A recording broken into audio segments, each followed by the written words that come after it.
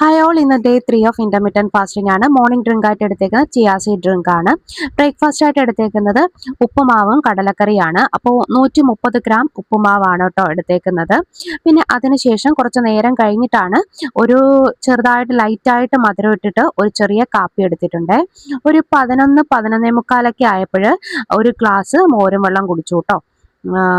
അതിനുശേഷം ഉച്ചയ്ക്ക് ലഞ്ചിന് എടുത്തേക്കുന്നത് ഒരു ബൗള് ചോറ്, അതായത് ഒരു 130 ഗ്രാം റൈസ് ഉണ്ട്.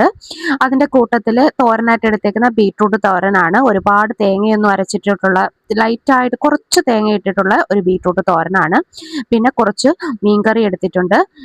ഒരു ബൗള് സാലഡും എടുത്തിട്ടുണ്ട്. പിന്നെ കുറച്ച് അച്ചാറും എടുത്തിട്ടുണ്ട് കേട്ടോ. അപ്പോൾ ഇതായിരുന്നു ഉച്ചയ്ക്കത്തെ ലഞ്ച്.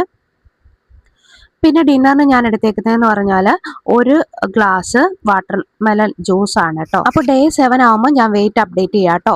അപ്പോൾ ഇന്നത്തെ വീഡിയോ ഇത്രയേ ഉള്ളൂ. നാളത്തെ വീഡിയോ കാണുന്നത് വരേക്കും ബൈ.